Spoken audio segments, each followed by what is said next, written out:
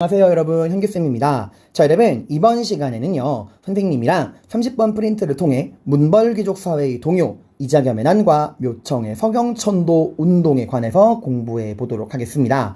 자 여러분, 항상 역사를 공부할 때는 시간관념을 잊으시면 안 돼요. 그러니까 줌아웃, 줌인, 전체적인 틀에서 역사를 바라봐야 하고, 지금 내가 공부하고 있는 곳이, 내가 지금 발디 딛고 서 있는 곳이, 내가 지금 위치한 곳이 어디인가, 난 지금 어디에 위치해 있는가, 그리고 내가 어디를 향해 가야 하는가 라고 하는 걸 잊으시면 안 돼요. 그러니까 내가 지금 배우는 내용이 전체적인 시대에서 어느 부분에 해당하는 내용인가 라고 하는 그 시간의 관념을 잊으시면 안 됩니다. 역사라고 하는 게 시간의 흐름을 공부하는 과목이기 때문에 개별적인 내용 하나하나에 너무 매니아틱하게 집중하다 보면 전체적인 그 개념의 틀을 잃어버려요. 그러면 안 됩니다 여러분들.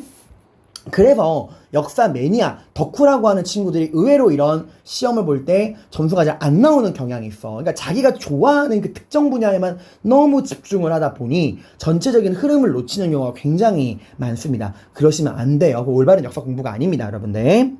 자, 여러분 지금 저랑 이제 배운 내용은 무엇이고 현재 여러분이 어디 있고 어디를 향해 가야 되는지 한번 정리를 해보도록 할게요. 자, 여러분은 지금 저와 고려사를 공부하고 있고, 고려의 시대 구분 기준은 지배층, 시대별 지배층에 따라서 우리가 시대를 구분할 수 있다라고 이야기를 했고요. 무신정면을 기준으로 전기랑 후기로 나누고, 우린 지금 고려 전기를 공부하고 있어요. 그죠? 그 전기 중에서도 우리가 지배층에 따라서 호족과 육두품이 지배하던 고려 초기, 이 고려 초기 고려의 체제 정비 과정을 태조, 광종, 성종으로 나눠봤죠. 호족 연합정권이었던 태조 왕건, 이때는 이제 민생안정, 호족 통합, 고구려 계승의식, 이 세 가지의 목표를 가지고 왕건이 체제를 정비했어요. 그래서 우리가 세금 감면, 취민유도, 빈민구제, 흑창, 의창, 불교행사, 연등의 팔관의 중심, 또 호족들을 통합하기 위해 회유책으로 결혼정책, 사성정책, 토지와 관직 수여, 역분전 같은 거 주고, 경제책으로 그 지역의 책임자, 그 지역의 출신자를 그 지역의 책임자로 임명하되 그 지역의 모든 일에 대해서 연대 책임을 지우는 사심관 제도, 또 호족의 자제들을 인질로 수도로 불러올리는 기인 제도, 이렇게 사심관 기인 제도 공부했고, 고구려 계승의식을 위해서는 옛 고구려의 수도인 평양을 서경으로 중시했고요. 그리고 발해 유민들을 받아들였고, 거란에 대해서 적대하는 정책을 시행을 했고, 또 영토를 확장하는 북진 정책을 통해 청천강에서 영은만까지 영토를 확장하는 모습을 볼 수 있었습니다. 이렇게 태조 왕건은 민생안정, 호족통합, 고구려 계승의식이라고 하는 세 가지의 뼈대를 가지고 내용을 정리했어요. 그럼 광종은 이 태조 왕건의 이런 호족 연합정권적인 한계를 벗어던지고 전제왕권을 확립하기 위해서 노비안건법, 과거제, 호족 공신 숙청, 공복제정, 칭제 건원, 이런 것들을 했었죠. 특히 광종하면 노비안건법이랑 과거제를 여러분이 반드시 기억을 해두셔야 합니다. 특히 노비안건법 같은 경우는 양민확보라는 측면에서는 고구려의 진대법, 그리고 이후에 나오는 공민왕의 전민변정도감이랑도 연결할 수가 있어요. 마찬가지로 흑창이랑 의창 역시도 빈민구제라는 측면에서 고구려의 진대법, 조선의 환곡이랑도 연결할 수 있었죠. 그리고 성종은요, 왕권과 신권의 조화, 최순로의 시무 28조를 토대로 왕권과 신권의 조화, 유교정치 이념을 통해서 나라의 체제를 정비하는 모습, 이런 것들을 봤었죠 여러분들. 이성육부, 12목의 지방관 파견, 중앙의 국자감 향교, 또 지방의 중앙의 국자감 지방의 향교 학교를 만들고, 또 경학박사, 의학박사를 파견을 했고요. 또 향리제도를 정비하는 이런 내용들 공부를 했습니다. 이렇게 우리가 호족과 육두품 시기, 고려 초기 체제 정비 과정을 태조, 광종, 성종의 업적을 중심으로 공부를 했었고요. 그 다음 뭐 공부했죠?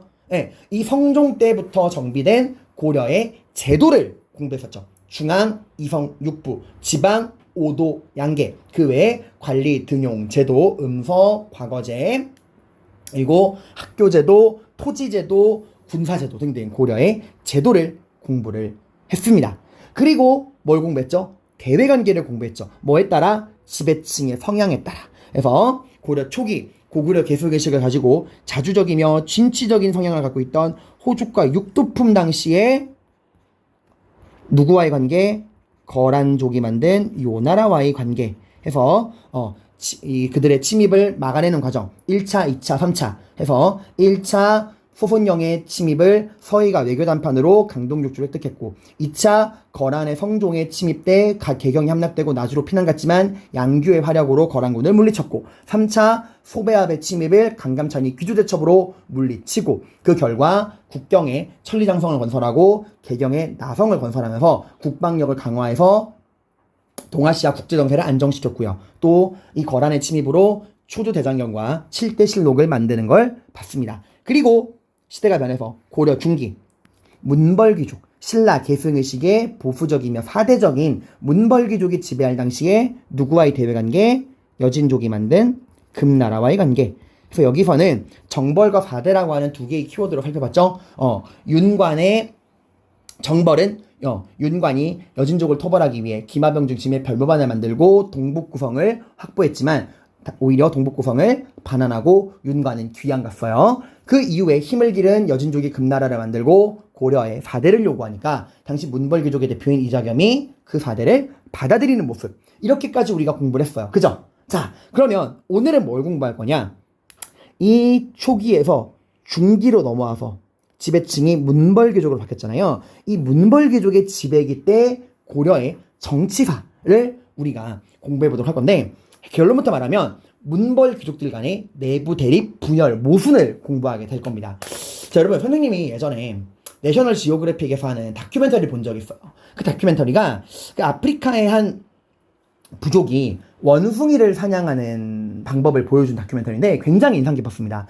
원숭이를 사냥할 때 어떻게 하냐면은 통에다가 바나나를 넣어놔요. 근데 그 통에 이제 바나나를 딱 넣어놓는데 그 통의 입구가 되게 좁아. 근데 참 기가 막히게 원숭이가 손을 딱 넣을 때는 그게 딱 들어가요. 근데 바나나를 손에 딱 쥐는 순간 다시 손이 안 나와. 그게 워낙 입구가 좁으니까 처음에 아무것도 쥐고 있지 않은 빈손일 때는 그 통에 손이 딱 들어가지만 바나나라고 하는 먹을 거를 딱 쥐는 순간 손이 통에서 안 빠지는 거야.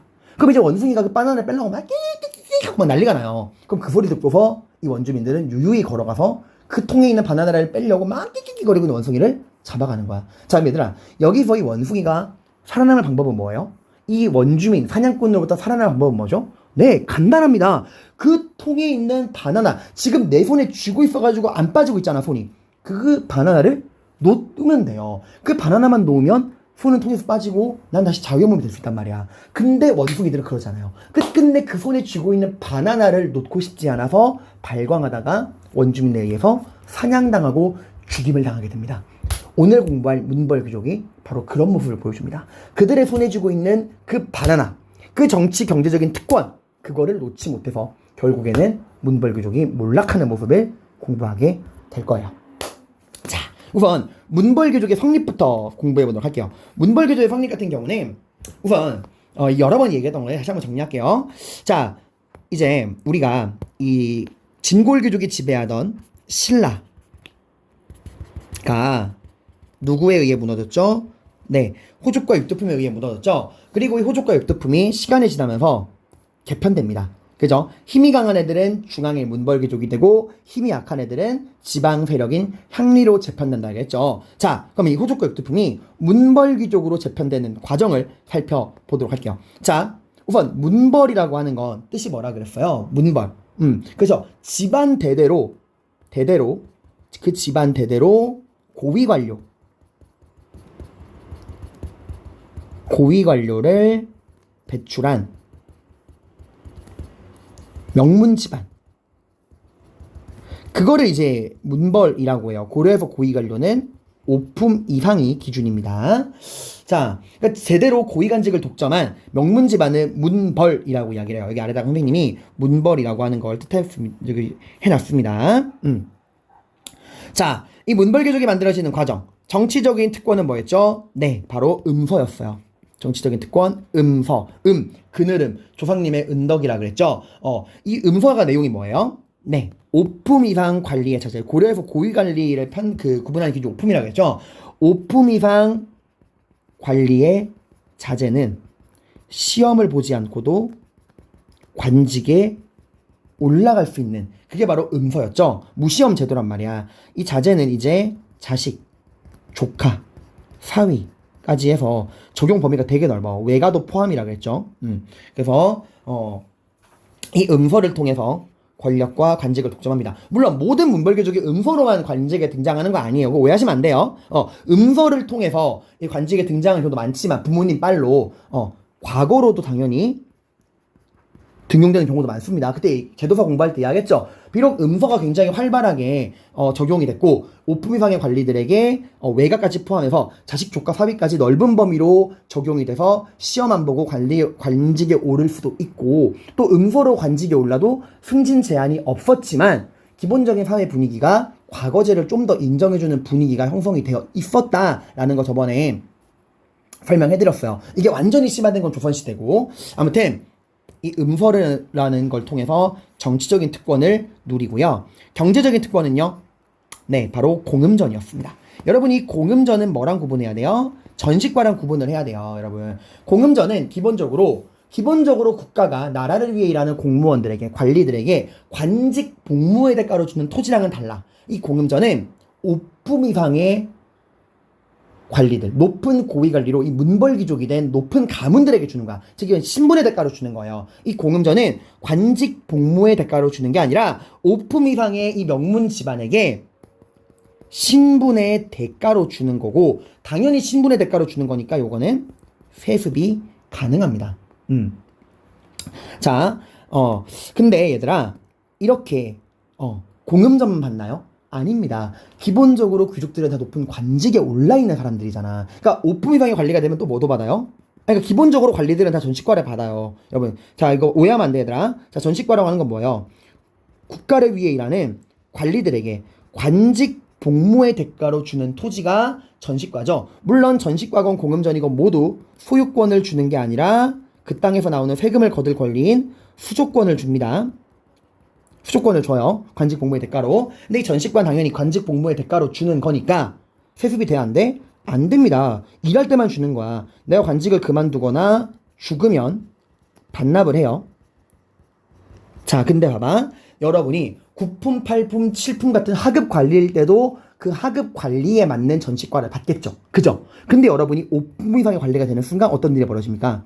기본적으로 여러분은 관리니까 그 5품 이상에 해당하는 전식과를 받아. 그리고 5품 이상의 고위 관리가 딱 된 순간 귀족으로 인정받고 신분의 대가로 뭐도 받는 거예요? 공음전도 받는 거예요, 여러분들. 둘 다 받는 거야, 얘들아. 그러니까 어마어마한 거죠, 여러분들. 그래서 이 공음전을 통해서 신분의 대가로서 또 경제적인 특권으로 대토지를 소유할 수 있게 된다라는 거예요. 그리고 이렇게 정치적으로 음서와 과거제, 경제적으로는 공음전과 전식과를 통해서 형성된 이 고위 관리들, 이 높은 고위관직을 배출하는 이 명문 가문들, 이렇게 형성된 음서와 공음전으로 형성된 이 문벌 귀족들은 결혼을 할 때 누구랑 결혼할까요? 당연히 자기들끼리 결혼을 합니다, 여러분들. 당시 대표적인 문벌 가문이 여기 나와요. 경원희 씨, 경주김 씨, 파평윤 씨, 해주최 씨, 이천서 씨 등등이 나오는데 우리한테 익숙한 이름이 나오죠? 서희, 윤관, 다 이 명문 집안입니다. 당연히 그들만의 리그. 문벌귀족은 문벌귀족들끼리 결혼해요. 중첩된 혼인관계. 마치 오늘날로 치면 뭐 재벌, 현대가 삼성이랑 결혼하고 뭐 LG가 뭐 CJ랑 결혼하고 이런 거예요, 여러분들. 폐쇄적인 혼인관계고 당연히 이들이 명문 집안끼리 혼인을 맺을 때 가장 혼인 맺고 싶어하는 가문이 어딜까? 고려 최고의 로열 패밀리. 바로 왕족입니다. 그래서 문벌귀족이 가장 바라는 결혼처는 왕실이에요, 여러분들. 자, 아무튼 이렇게 해서 여러분이 지금 호주과 육대품이 이 문벌귀족으로 형성되는 과정에서 정치적인 특권, 음서, 경제적인 특권, 공음전, 사회적으로는 중첩된 혼인 관계 받습니다, 여러분들. 자, 이게 이제 문벌귀족 사회의 기본적인 성립에 대한 개념이고요. 이렇게 형성된 문벌귀족 사회가 어떻게 모순에 빠지게 되는지를 볼게요. 두 가지 사건을 볼 건데 첫 번째가 이자겸의 난, 두 번째가 묘청의 서경천도 운동입니다. 자, 우선 이자겸의 난부터 본다면은 이자겸의 난이 일어나게 된 배경은 이 이자겸네 집안이 그 문벌귀족의 대표적인 가문 중에 하나인 경원희 씨 가문인데 얘네가 권력을 너무 심하게 독점했어. 아까 선생님이 이 문벌귀족이 정치적으로 음서, 과거제도 있지만 경제적으로는 공음전, 전식과도 있죠. 그리고 사회적으로는 그들만의 중첩된 혼인이라고 이야기를 했는데 중첩된 혼인 이 혼인관계에서 제일 바라는 게 뭐라 그랬어요? 그죠? 왕실과의 혼인이라 그랬죠. 이게 가장 최고의 목표란 말이야. 그 꿈을 이룬 게 이 이자겸네 집안인 경원이 씨야. 얘네가 얼마나 왕실과의 혼례를 기가 막히게 했냐면, 자, 이제 기가 막힌 걸 보여드릴게요, 여러분들. 자, 당시 고려 16대 왕 예종. 이 예종의 아내가 이자겸의 딸이었습니다. 뭐 여기까지는 그럴 수 있어요. 성공했나 할 수 있는데, 그러고 나서 봐봐. 이들 사이에 자식이 나왔을 거 아니야. 그 자식이 고려 17대 왕이 인종이야. 근데 지금 인종이 또 누구랑 결혼해요? 이자겸의 딸이랑 또 결혼한 거야. 에잉? 자, 상방에 가요. 봐봐. 설명해줄게. 자, 지금 예종이, 잠깐만, 이거 다시 한번 좀 설명해줄게요, 여러분들. 이게 얼마나 기가 막힌 족본지. 자, 지금 예종이 이자겸의 딸과 결혼을 했습니다. 그죠? 이자겸의 딸이랑 결혼을 했어요. 이자겸의 딸이 3명 있었거든. 딸. 응. 이 딸이 3명 있는데, 이 중에 이제 첫째 딸이 예종이랑 결혼을 한 거야. 그죠? 즉, 지금 이자겸은 뭐가 된 거야? 왕인 예종의 장인어른이 된 거예요. 그죠? 왕은 지금 이자겸의 딸과 결혼했으니까 예종은 이자겸의 사위고 이자겸은 예종의 장인어른인 거야. 자, 그리고 그들 사이에 태어난 아들이 인종이에요. 자, 이제 인종은 이자겸은 뭐예요? 외손자예요. 그죠? 인종에게, 그러니까 이자겸, 다시 한번. 자, 이렇게 태어난 인종, 이자겸의 외손자야. 그러니까 인종에게 이자겸은 외할아버지고요. 이자겸에게 인종은 자기 딸과 사이에서 난 외손자란 말이야. 근데 여기서 이자겸이 만족을 못하고 남은 2딸과 인종을 결혼시켜버린 거예요. 지금 인종은 누구랑 결혼한 거예요? 이모랑 결혼을 한 거야. 자, 이렇게 되니까 이자겸은 뭐가 된 거야? 왕의 외할아버지이자 동시에 장인이 된 거예요. 이게 완전 개족보죠, 개족보. 이자겸 왕실의 관계 나오죠? 나는 인종의 외할아버지이자 장인이 올시다라고 말하는 거야. 그러니까 권력을 완전 독점을 한 거죠. 문벌귀족의 경원이 씨 가문에 이자겸의 권력 독점이 너무 심해진 거야.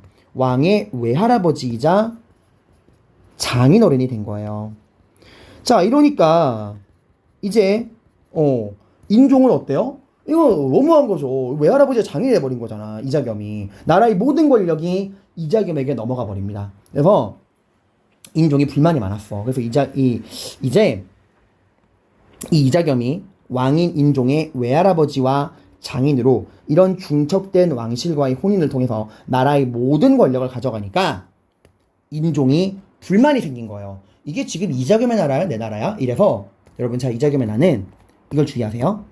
이자겸이 먼저 반란을 일으킨 게 아니야. 이자겸의 지나친 권력 독점에 위기의식을 느낀 왕이었던 인종이 자신의 외할아버지이자 장인이었던 이자겸을 제거하기 위해 선빵을 친 거예요. 이자겸을 죽여야겠다 이래서. 근데 더 쪽팔린 거는 한나라의 왕이 선빵을 쳤음에도 불구하고 집니다. 오히려 이자겸의 반격으로 궁궐이 불에 타요. 이대로 이제 인종이 죽고 이자겸이 왕이 되는 건가 했는데 인종이 이때 반격을 성공했던 게 이자겸에게는 이자겸의 오른팔로서 당시 고려 최고의 무장, 아마 고려사를 통틀어서 이 사람보다 싸움 잘하는 사람 없을 거야.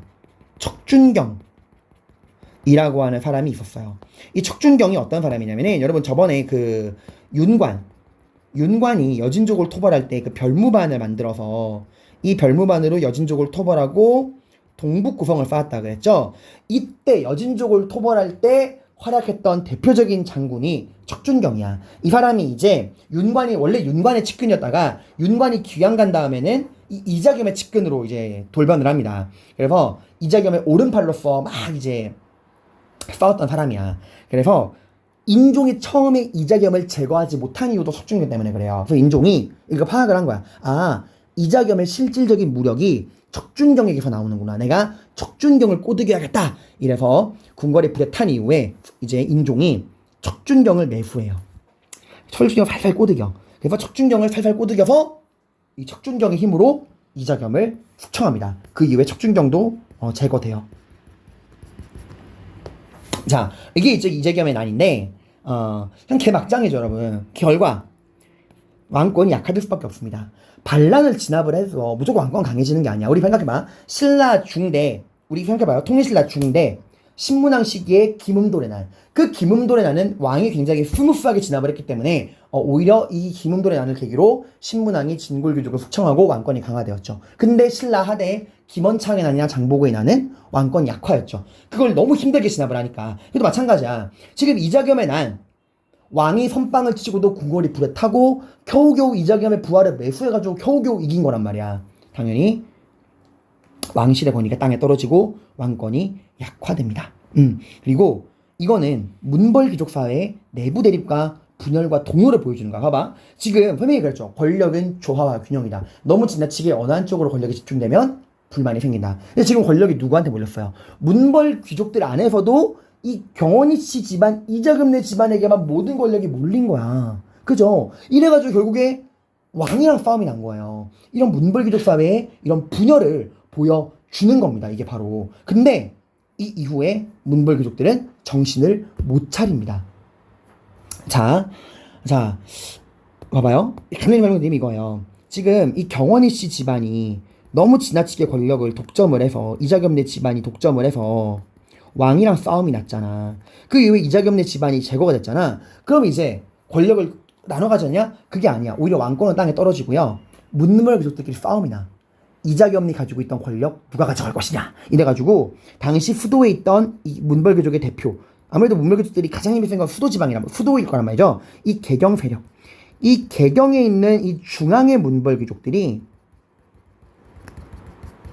이제 이자겸이 죽은 이후에 자기들끼리 권력을 독점해 버립니다. 또 막장이 펼쳐지는 거예요. 자, 또 이런 이자겸이 죽은 이후에 이 수도의 개경에 포진해 있던 이 수도 개경을 중심으로 한 중앙의 문벌 귀족들이 지나치게 권력을 독점하니까 여기에 대한 반발 부작용으로 나온 게 두 번째 문벌 귀족들의 위기의 신호탄, 묘청의 서경천도 운동입니다. 이게 사실 이 두 번의 신호가 왔어요. 이자겸에 난 묘청의 서경천도 운동, 둘 다 이 문벌 귀족 사회의 내부 대립과 분열 모순입니다. 이게 두 번째 경고예요. 묘청의 서경천도 운동. 자, 묘청의 서경천도 운동이 일어나게 된 배경, 첫 번째 배경, 국외랑 국내를 알아봐야 되는데 일단 국외적으로는 우리 지난번 대외관계 할 때 배웠어요. 윤관 고려 중기 문벌 귀족 지배기 때 신라 계승의식 보수적 사대적인 성격을 가지고 있는 이 문벌 귀족의 지배기 때 우리가 여진족이 만든 금나라와의 대외 관계를 살펴봤죠. 정벌과 사대라고 하는 키워드로. 처음에 여진족이 이 고려를 침략했을 때는 윤관을 통해서 김하병 중심의 별무반을 만들어서 동북 구성까지 만들었지만 오히려 이 동북 구성을 돌려주고 윤관은 귀양 갔죠. 그 이후에 힘을 기른 금나라가 요나라 무너뜨리고 송나라 무너뜨리고 고려의 4대를 요구했습니다. 이 금나라의 4대 요구에 관해서 어떻게 했죠? 받아들였죠. 누가? 이 이자겸. 그 이자겸이 권력 유지를 위해서 금나라의 4대 요구를 받아들입니다. 여기에 대한 일단 불만도 있었어요. 고려 내에서도 모두가 이제 이런 방안에 동의하는 거 아니란 말이야. 우리가 그래서 고구려의 후예인데 어떻게 저 오랑캐에게 무릎을 꿇을 수 있냐. 다시 우리 초기의 정신을 회복하자라는 사람도 있었어요. 자, 그리고 국내적으로는 그렇게 금나라의 4대 요구를 받아들였던 이자겸. 그 이자겸의 지나친 권력 독점으로 인해서 이자겸과 인종의 갈등으로 이자겸의 나이 터지고 그 과정에서 궁궐이 불에 타고 왕권은 땅바닥에 떨어지게 됩니다. 그리고 이자겸이 죽은 이후에 문벌 귀족들은 정신 못 차려요. 그리고 이자겸이 갖고 있던 권력을 누가 가져갑니까? 이 수도, 개경에 있는 이 중앙의 문벌 귀족들이 권력을 또 가져가고 그들이 보수화돼요. 그러니까 이게 왕의 힘이 약하니까 이런 일이 또 벌어지는 거야. 아마 왕이 체계적으로 반란을 진압했다면 이자겸의 난을 진압하고 왕을 중심으로 이 권력 구조가 재편됐을 건데 왕이 워낙 힘이 약하니까 이자겸의 난이 진압된 이후에 그 이자겸의 힘이 이 개경의 중앙 문벌 귀족들에게 넘어가고 그들이 권력을 독점한 겁니다. 당연히 우리 인종 참 불쌍해요. 인종은 이 이후에 이자겸의 난 이후에 땅바닥에 떨어진 왕권을 회복하고 다시 이 왕권을 회복하기 위해서 노력을 합니다. 자, 지금 권력이 누구한테 갔죠? 다시 한번 말할게요. 이자겸의 난 이후에 그쵸. 지금 이 중앙에 개경에 있는 문벌 귀족들이 권력을 독점하고 있어. 인종은 그들로부터 권력을 되찾아오고 싶어요. 근데 혼자 힘으로는 돼 안 돼? 안 된단 말이야. 그래서 인종이 이 개경 세력을 견제하기 위해 새로운 지방 세력을 등용하니 그게 바로 서경 세력이었어요. 서경. 옛 고구려의 수도인 평양에 있는 서경 세력. 이 서경에 있는 지방의 신진 세력을 등용을 합니다. 이때 등용된 대표적인 서경 세력이 묘청이에요. 묘청과 정지상. 묘청이라는 승려와 정지상을 등용을 해서 정치 개혁을 추구합니다.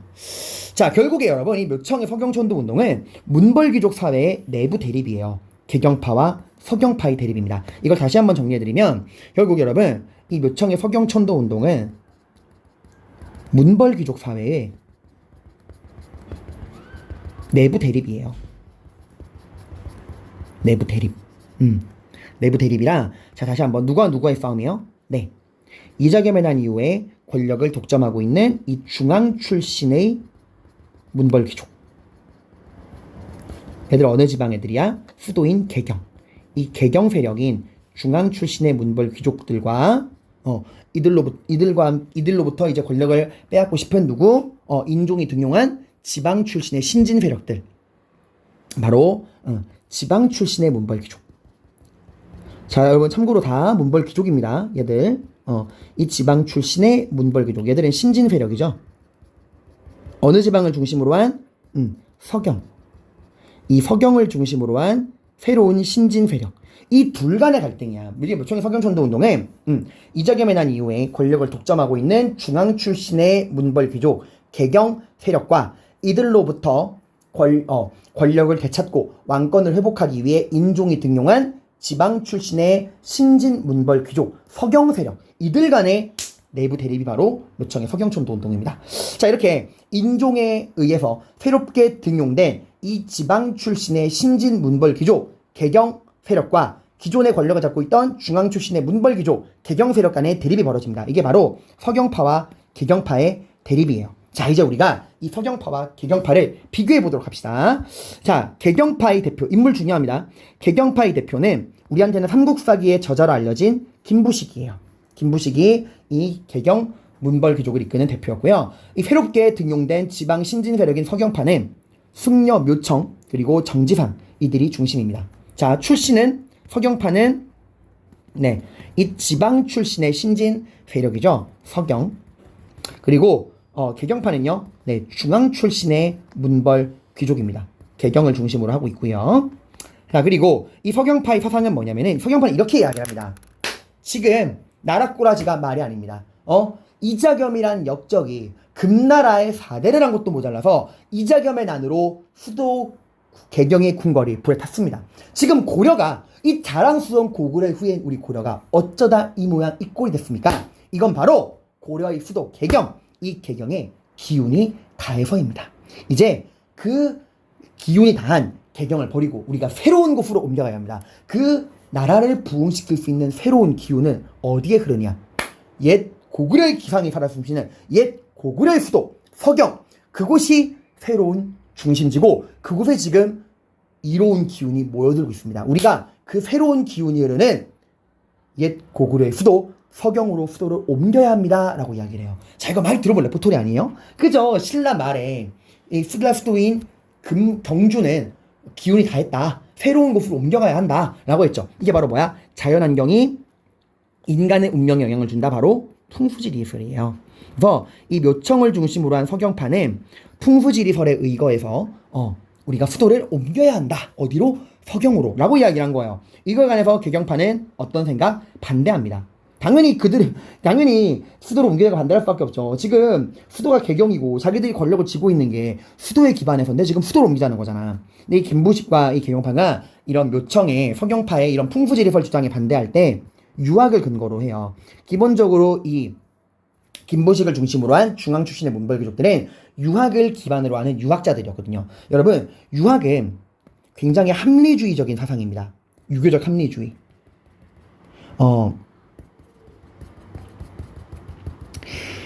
유학은 이제 저번에 제가 설명드렸죠. 유학은 기본적으로 신하는 왕에게 충성하고 왕은 혼자 나라를 처리하는 게 아니라 자신에게 충성하는 신하들 중에 능력 있는 신하들과 함께 나라를 이끌어가야 한다는 게 유학이잖아요. 또 유학은 미신 이런 것들을 믿지 않아요. 굉장히 합리주의적인 사상입니다. 이 유학을 만든 공자가 제자랑 이런 얘기를 한 적이 있어요. 그 공자의 제자가, 스승님, 저희는 죽어서 어디로 갑니까? 사후세계 어떻게 되나요? 했더니 공자가 뭐라고 했는지 알아요? 살아서 일도 제대로 처리 못하면서 무슨 놈의 죽은 이후의 일을 걱정하냐. 지금 현실에 충실해라. 이게 유학의 기본 이념이야. 유학은 미신이라든가 이런 것들을 믿지 않아. 그래서 유학은 이런 풍수지리설적인 이런 이야기를 믿지 않아. 뭔 놈의 땅의 기운 같은 소리 하고 있네. 말도 안 되는 소리 하지 마라. 라고 하면서 이제 이 김부식을 포함한 애들은 유학을 기반으로 이 풍수지리설과 불교를 기반으로 한 서경파에 맞서게 됩니다. 자, 서경파는 기본적으로 누구를 계승? 네, 고구려 계승의식을 갖고 있고요. 개경파는 신라 계승의식을 갖고 있습니다. 자, 그리고 이 서경파는 상대적으로 개혁적, 자주적, 진취적인 성향으로 다시 우리가 이 고구려의 정신을 회복하자라고 하는 개혁적인 성향이고, 개경파는 상대적으로 보수화하되 지금 현실을 그대로 유지하자는 쪽이었어요. 자, 이 서경파의 주장은 뭐예요? 네, 풍수지리설에 근거해서 수도를 개경에서 어디로? 서경으로 옮기자. 그리고 우리가 다시 옛 고구려의 기상을 회복해야 한다. 그를 위해서는 칭제와 건원이 필요하다. 칭제 건원 어디서 들어봤죠? 네, 여러분이 광종이 전제왕권 수립하는 거 배울 때 노비안건법, 과거제, 공신호종 숙청, 공복제정, 그리고 칭제 건원 해가지고 황제를 칭하고 황제를 칭하고 건원, 연호를 세운다. 그래서 광종이 광덕, 춘풍 같은 연호를 했잖아요. 그때 이후로 고려는 계속 칭제 건원한 거 아닌가요? 칭제 건원 해오다가 이자겸이 금나라의 4대를 했잖아. 이자겸이 금나라의 신하가 된 거잖아요. 어찌 신하가 황제랑 맞먹으리요. 그래서 금나라 4대 이후에 이 칭제 건원이 끊겼어요. 그 이후에. 그래서 그거를 다시 회복하자고 이야기하는 거야. 그리고 더 나아가서 우리가 옛 고구려의 기상을 이어받아 옛 고구려의 수도인 서경으로 수도 옮기고 칭제 건원으로 황제랑 연호를 칭하고 저 잔왕무도한 건방진 오랑캐 금나라를 정벌합시다 라는 게 이 서경파의 주장이었어요. 여기에 관해서 개경파는 말도 안 되는 소리. 왜 수도를 멀쩡한 수도로 옮기냐? 반대. 그러니까 풍수지리설은 말이 안 된다라고 한 거야. 실제 이때 인종은 지금 어쨌건 원래 인종은 이 서경파를 더 좋아했어요. 왕인 인종은 지금 기본적으로 이 지방의 신진 세력인 서경파를 등용한 게 인종이잖아. 인종이 이 지방의 문벌귀족, 지방의 신진 세력인 서경파를 왜 등용했죠? 그죠? 너무 지나치게 권력이 이 중앙 문벌귀족인 개경파에게 모여있으니까 이 권력을 되찾기 위해서 이 지방 출신의 서경파를 등용을 한 거잖아. 그래서 실제로 인종은 수도를 서경으로 옮길 계획을 세웠어요. 그래가지고 그 서경에 궁궐을 지어. 실제로 천도를 위한 그 궁궐이 대화궁이었어. 그래가지고 아마 별다른 문제 없었으면은 진짜 인종이랑 서경파는 수도를 서경으로 옮길 계획이었어요. 근데 이제 서경파의 주장이 뭐야? 풍수지리적으로 이 서경이 좋은 기운이 흐르는 곳이다. 개경은 기운이 다 했다라고 한 거잖아. 지금 개경파는 합리주의에 근거해서 그딴 말도 안 되는 소리가 어디 있냐. 서경천도 반대를 외친 건데 지금 왕의 마음이 여기 가 있단 말이야. 그런데 천재지변이 터집니다. 벼락이 치고 막 그러는 과정에서 이 서경의 천도를 위해 만든 대화궁에 벼락이 빵 쳐가지고 이 대화궁이 불에 타버린 거야. 이러니까 이제 개경파가 공격을 한 거야. 봐라, 뭐 말도 안 되는 소리 풍수지리설 뭐 상서로운 기운 하더니 만약에 니들 말대로 진짜 서경이 좋은 기운이 흐르는 땅이면 대화궁이 불이 왜 나냐? 애초에 그거부터가 풍수지리설이 말도 안 된다는 소리다. 그러니까 무리한 천도로 국력 소모하지 말고 뻘짓거리 하지 마라 라고 이야기하는 거야. 그 인종도 이걸 보고 마음이 확 떠난 거예요.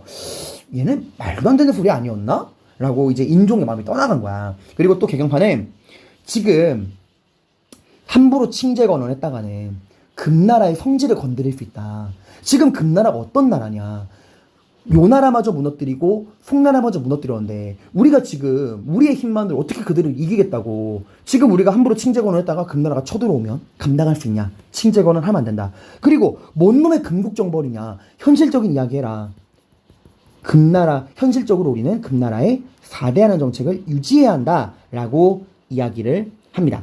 여러분, 자 지금 우리가 양쪽을 주장을 비교했죠? 여러분이 이게 역사를 선과 악으로 바라보시면 안 돼요. 마치 말만 들으면 서경파는 되게 자주적이고 진취적이고 이 고구려의 옛 기상을 이어받기 위해서 수도도 서경으로 옮기고 칭제 건원 근국 정벌 화끈하다 라고 할 수 있고 개경파 얘네 뭐야? 얘네 너무 보수적인 애들 아니야? 뭐 다 반대. 서경춘도 반대. 친재건은 반대. 금나라의 4대? 신라 계승? 어머 얘네 참 나빠. 이럴 수 있는데 아니에요 여러분.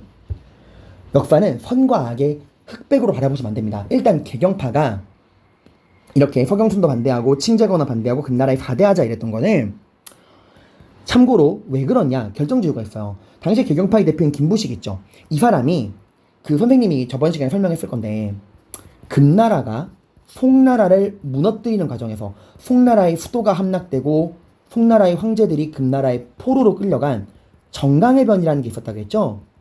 이 정강해변이 터질 때 이 하필이면 참 공교롭게도 김부식이 송나라의 사신으로 파견가 있을 때 터진 게 정강해변이야. 그러니까 김부식은 말하는 날벼락이죠. 외교관으로 사신으로서 송나라에 왔는데 본인이 송나라의 사신으로 왔을 때 정강해변이 터지고 그걸 라이브로 직관한 거야. 그러니까 금나라에 의해 송나라의 수도가 무너지고 황제들이 포로로 끌려가는 그 참상을 라이브로 직관을 한 거야. 이때 김부식 죽을 뻔했어요. 그 혼란기 때. 겨우겨우 살아 돌아오고 금나라의 힘을 느낀 거야. 그리고 이제 안 거죠. 함부로 개겼다가는 우리도 송나라 꼴 날 수 있다. 그래서 반대한 거야. 그리고 서경파가 서경으로 천도하자라는 거는 물론 겉으로는 풍수지리와 고구려 계승이지만 그 이면은 뭐예요? 네, 여러분 이거는 문벌 귀족 사회의 내부 대립이야. 그러니까 서경파는 결국에 왜 수도를 옮기자 그래요? 지금 수도 어디로 옮기자 그래? 서경으로 옮기자 그래. 서경이 어디야? 자기들의 근거지야. 즉 겉으로는 고구려 계승 이런 걸 얘기하지만 결국 그 이면에 숨겨진 건 뭐예요? 권력 싸움이에요. 권력 싸움.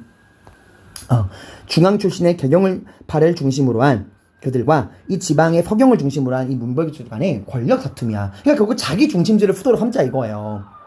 개경파는 이대로 우리 근거지를 수도로, 서경파는 싫어 우리 근거지를 수도로 옮겨 라고 이야기를 했던 거고 어쨌든 그런 권력 싸움입니다. 그런데 과정은 결국 뭐예요? 서경춘도 실패해요. 그 대화궁에 화재가 나면서 인종이 마음을 접어. 서경 아닌 것 같아. 서경전을 취소한 겁니다. 그래서 절망한 묘청이 그래? 그럼 나 반란이다. 이래서 서경에서 반란을 일으킵니다. 막장이죠. 이 반란을 일으킬 때 이제 국호를 뭐라 그랬냐? 대위국. 그리고 연호를 천계라고 하면서 묘청이 서경을 근거지로 반란을 일으키고요. 이 반란을 진압한 게 개경파 문벌귀족 김부식입니다. 그래서 이 묘청의 서경천도 운동의 결과, 이 묘청의 서경 그 천도 운동 이때 반란을 일으켰다겠죠? 이 묘청의 세력 범위, 이 지도도 같이 알아두세요. 이 묘청의 반란 당시의 지도입니다. 자, 그래서 결과는 결국 지방의 신진 세력, 이 서경을 중심으로 한 지방 세력을 완전히 몰락하게 되고요. 문벌귀족 사회의 분열과 모순은 더욱 심각해집니다. 지금 보세요. 처음에는 경원희 씨가 너무 권력을 독점하니까 왕과 갈등이 벌어져서 이자겸의 터졌고, 지금은 그 이후에 또 이 개경파 문벌귀족이 권력을 독점하니까 이 지방에 있는 서경파랑 갈등이 벌어져서 묘청의 반란까지 터졌잖아요, 여러분들. 그럼에도 이 개경파 문벌귀족들은 반성하지 않아요. 그들의 손에 쥐고 있는 바나나 놓지 않아. 권력을 나눠 가져야겠다. 우리가 너무 지나치게 권력을 독점하니까 계속 문제가 터지는구나. 권력을 나눠야겠다 생각하지 않습니다. 이 개경파 문벌귀족은 이 묘청의 난을 진압한 이후에 더 권력을 독점하게 돼요. 그걸 보여주는 게 이 묘청의 서경천도 운동을, 이 묘청의 난을 진압한 다음에 김부식이 삼국사기를 저술합니다. 삼국사기는 기본적으로 여러분 어떤 면에 만들어진 거냐? 개경파 문벌귀족이잖아요. 개경파. 그리고 이 사람들은 신라계승의식이잖아요. 우리는 잘못되지 않았다. 우리는 정당하다. 라는 자신들, 이 중앙의 개경파 문벌귀족들이 자신들의 정당성을 주장하기 위해 만든 게 삼국사기야.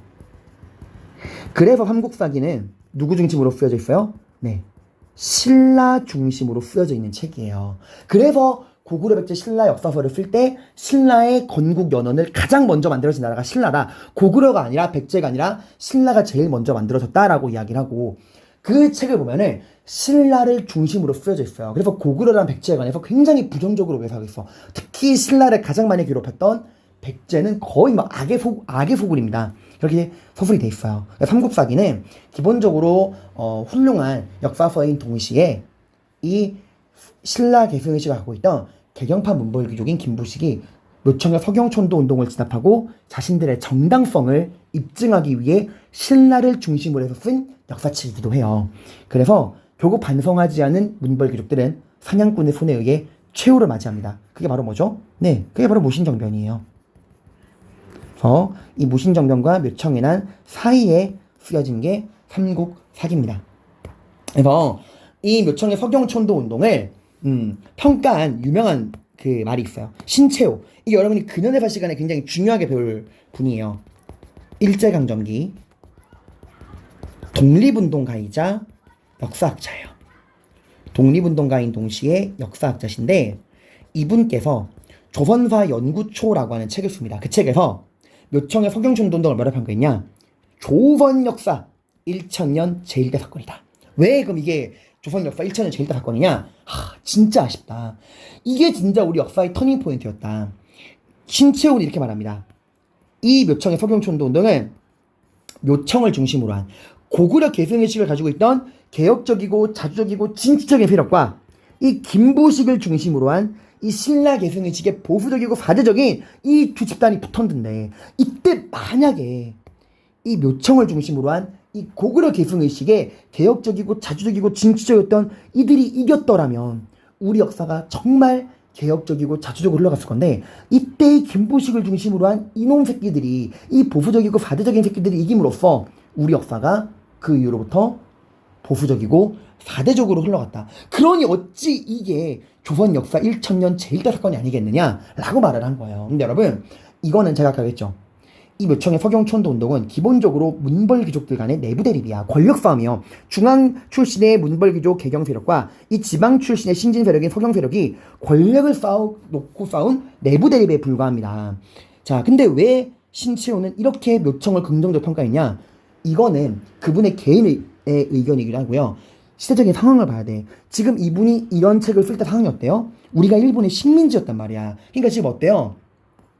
이분은 역사를 연구하는 목적이 우리 민족의 독립운동이었어. 그러니까 지금 일본의 식민지 우리나라 사람들에게 그 독립운동을 위해서 그 민족의 자긍심을 끌어올려줄 필요가 있었다는 거야. 우린 절대로 일본의 식민지가 될 만한 사람들이 아니다. 우리는 일본으로부터 독립할 수 있다. 한국인이여 일어나라. 라고 하는 민족의 자긍심을 끌어올려야 되는 상황이니까 그런 상황에서 이런 식으로 쓰신 거야. 이때 우리가 이겼으면은 우리 이 묘청이 이겼으면은 우리 역사가 정말 자주적으로 됐을 거다라는 그 민족의 자긍심을 끌어올려주는 목적에서 쓰여진 거다 보니까 이런 식으로 평가를 한 거야. 다만 여러분 여기서 잡을 포인트는 신채호가 조선사 연구초에서 이 묘청의 서경천도 운동을 조선 역사 1000년 제1대 사건이다로 평가했고 묘청을 자주적인 집단으로 김부식을 사대적인 집단으로 선과 악으로 대립을 시켰다 정도 보시면 됩니다.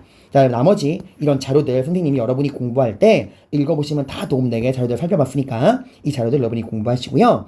이 배운 내용을 여러분이 31번 프린트해서 이자금의 난과 묘청의 서경천도 운동, 문벌 귀족 사회의 내부 대립과 분열, 모순을 이렇게 문제를 통해서 확인해 보시면 됩니다. 자, 결국 이렇게 두 번의 경고 신호에도 끝끝내 손에 쥔 바나나를 놓지 않았던 우리 문벌 귀족들은 무신정변, 무신이라고 하는 사냥꾼에 의해 최후를 맞게 됩니다. 다음 시간에는 이 무신정변을 공부해 보도록 할게요. 고생 많으셨습니다.